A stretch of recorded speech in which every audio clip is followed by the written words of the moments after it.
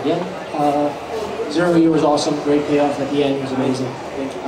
Is there anything you can reveal to us what's in store for Batman and the New 52 as of stuff that's coming up next year? Anything you can reveal? No, I don't want to give it away. But I mean, I can tell you that, you know, the way Greg and I work on the book, we love being on the book, and as long as you guys will keep us in Gotham, we'll rent a place there and stay. We love it, even though it rains and it's terrible all the time.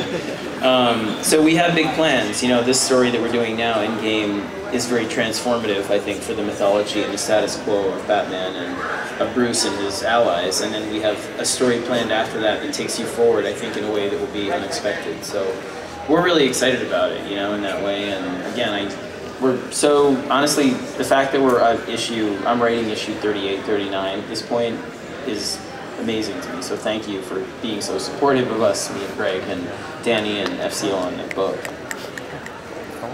Next question is in the center, right over here. In the second row. This question is for Mr. Lee. How is the experience of working on Batman with Hush different from Superman with For Tomorrow? Or Superman Unchained? I had to plug it at least once. You know, it was really different.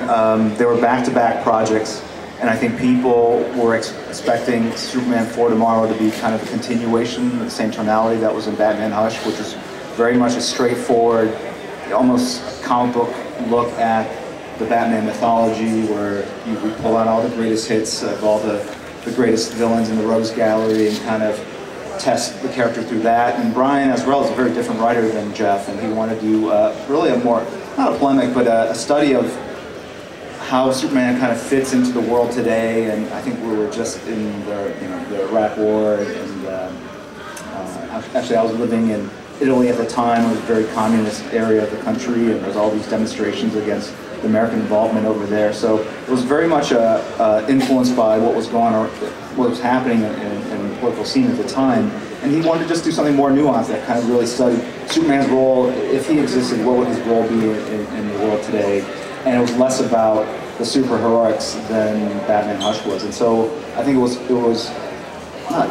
was jarringly different for a lot of fans. But at the end of the day, I was just rereading kind of both the other day, just had to do some reference for Superman Unchained, and I was just kind of going through it, and it's just a different kind of thing. I'm equally proud of them, and they're two different kinds of writers, but at the end of the day, they were both really challenging in different ways, and I'm glad you enjoyed both.